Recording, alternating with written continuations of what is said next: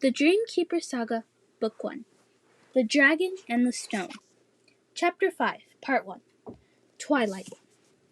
Lily opened her eyes to discover she lay beneath a canopy of trees, their branches interlaced across a twilight sky. Her eyes hurt, and her head throbbed. At first, she presumed the trees to be those in her own woods. Then, as she blinked away lingering fog, she realized the air smelled unusual. It was cool and damp, almost sweet, different from the sun-baked leaf litter she'd breathed on so many warm evenings while exploring the forest at home. Slowly the memories crept back upon her. The woods, the running, the dragons. Lily sat upright, then steadied herself as the world spun. She felt her hands sink into something soft and moist, and realized she lay in a carpet of purple moss at least 2 inches thick. These were not her woods. The crack of a twig snapped her to attention. She couldn't locate the source or see any movement in the dense foliage, but she heard a crunch in the bushes. Lily pawed the moss in search of a tree branch or rock to throw. Finding nothing, she held up her hands to protect herself from whatever threat loomed in the darkness. A spray of leaves parted in the underbrush. Humming to himself, with the bowl in one claw and an unrecognizable bundle in the crook of the other forelimb, Cedric stepped into the clearing. "Ah, there you are," he said. "Jolly good." Lily's arms dropped a few inches. At the last moment, when flames threatened to engulf her, Cedric had knocked her out of harm's way. He'd saved her life. And yet, he's a dragon, Lily thought. She recalled the tales of Sir Gawain and countless other heroes' stories that depicted dragons as bloodthirsty monsters who feasted on the flesh of knights. How can I trust a dragon? "Here, I've brought you some water," Cedric said, handing her the bowl. It was a nutshell, like Lily had seen squirrels store at the bases of hickory trees, except this one was the size of half a cantaloupe. "It's not as fresh as I know your people prefer, although I tried to avoid the muck." Cedric said, "If you come across any floaty bits, just give them to me. I could use the victuals." Lily hesitated and studied the dragon's eyes. They gleamed a strange, sickly color, like soured milk. Yet, somehow, for reasons she couldn't explain, Lily saw intelligence in them, and perhaps even a hint of kindness. "Thank you," Lily said, taking the bowl with both hands. The water smelled vegetal, but when she took a draught, it felt cold and refreshing in her throat. Cedric nodded and gave a hint of a smile. "Speaking of victuals, I've brought us something to eat. I don't know about you, but I'm famished. I've had nothing since your stew, which was delectable, if I may say so." He dropped his bundle on the ground, then pounced at something that skittered away from him. He rummaged in the dirt and withdrew something from the brush with his claws balled into a fist. "Here you are," he said. "Munch away." He stretched out his claws, and Lily jumped back as a dozen bugs, some snake-like with dozens of feet, others with antennae as long as Lily's fingers, scuttled out. Thank you, but I'm not hungry." Cedric's shoulders slumped. "I'd forgotten you wakey folk were so particular. Right then, try this instead." He held out a piece of fruit the size of an apple. The rind was thick and striped with red and black plaid markings, akin to the pattern of a Scotsman's kilt. "What is it?" Lily asked. "Oh, just take it, and don't be so suspicious. It's quite unbecoming. Here, I'll slice it for you." With a single claw, he dissected the fruit into wedges.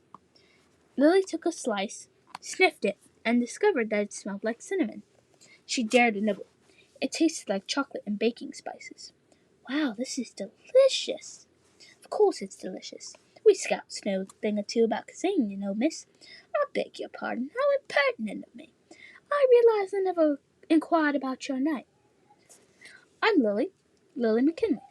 "Well, Miss Lily, it is an honor and privilege to make your acquaintance." He bowed low, until the spines along his head and his neck scraped lines in the dirt. Lily fought the impulse to laugh. She savored another bite and observed their surroundings. They sat in a clearing within a gnarled forest. Around her stood trees unlike any she'd ever seen, twisting around her, their foliage as frothy as sea foam. Vines with silver flowers snaked up nearby trunks, and above the sky loomed a twilight shade that smudged the edges of things and cast eerie shadows. "Where are we?" she asked. "They left this out during their apprenticeship, eh?" Cedric said. He gathered sticks from the ground and sorted them into a pile. "Can't say I blame them. This, my dear, is the wilderness. And it is not, I will have you know, where I wanted to bring us. I had to boomerang, so that's we take what we dealt us. At least it's better than the sulfuric swamps. Last time I ended up there, the missus wouldn't let me into our den for a fortnight." To Lily's ears, everything he said sounded like gibberish. Wilderness, boomerang, sulfuric swamps. What is he talking about? Cedric glanced around the clearing and then shuddered. "We do need a rest, but after that, the sooner we get out of here, the better. I don't like to linger here. It's unspoiled, but it's also untamed, and that's what makes it dangerous." "What exactly is this place?" "It's the edge of the Somnium realm, Miss Lily, between dreams and awakening. Things here haven't yet figured out what side they're on. It's not a safe place to linger."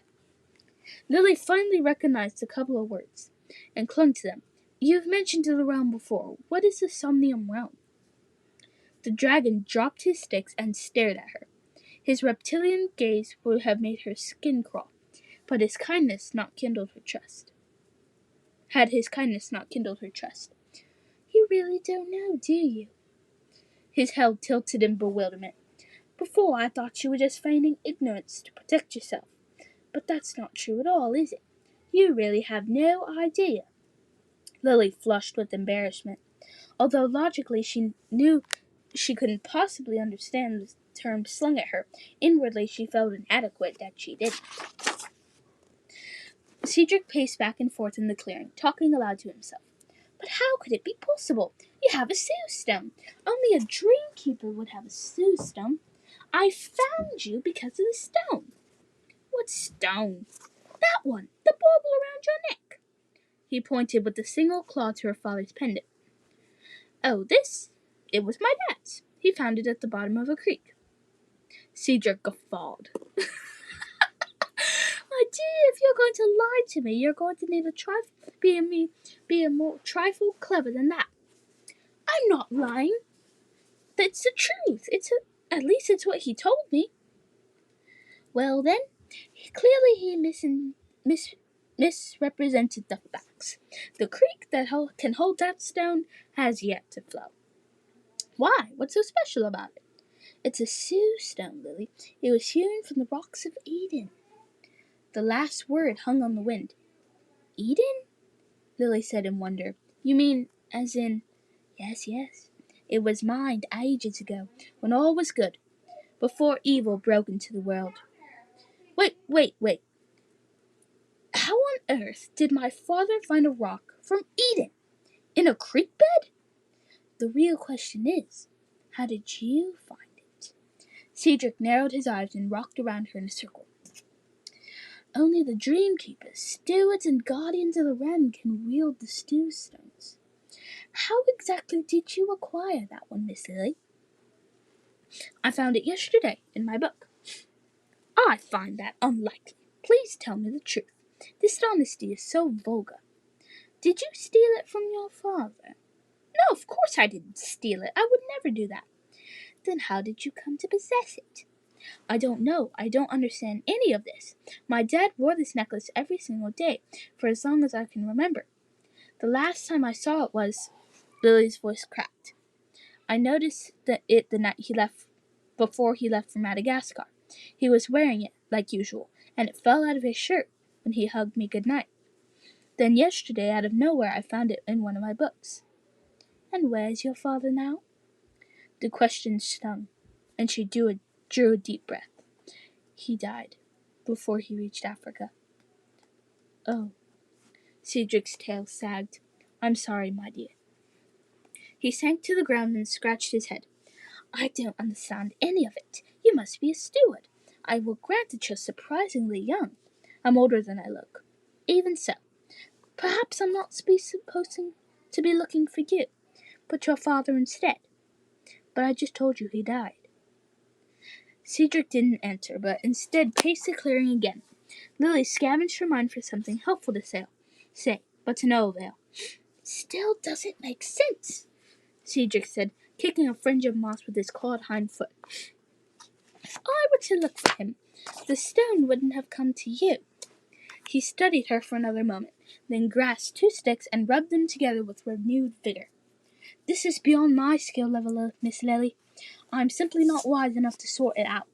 As I see it, the only way forward is to finish the task I was given and bring you to Castle Iredale. Master will know what to do. Plus, it's imperative that I report to him about the shroud in the forest. The shroud? The beast that chased us. The dark dragon with all the smoke. Color drained from Lily's face. That was called a shroud? Cedric nodded. It was horrible. Indeed, all shrouds are. This was a particularly nasty one, too. But what troubles me most is he was in the wrong place. I've never seen one in the waking world. What did it want with my treehouse? Only what was in it. Cedric paused to fix Lily in his stare, and the hair on the back of her neck pricked up. Shrouds have escaped, Miss Lily, and more keepers like yourself are disappearing every day. I've never seen my master so vexed. He started scraping branches again. We must get to Castle Iredale.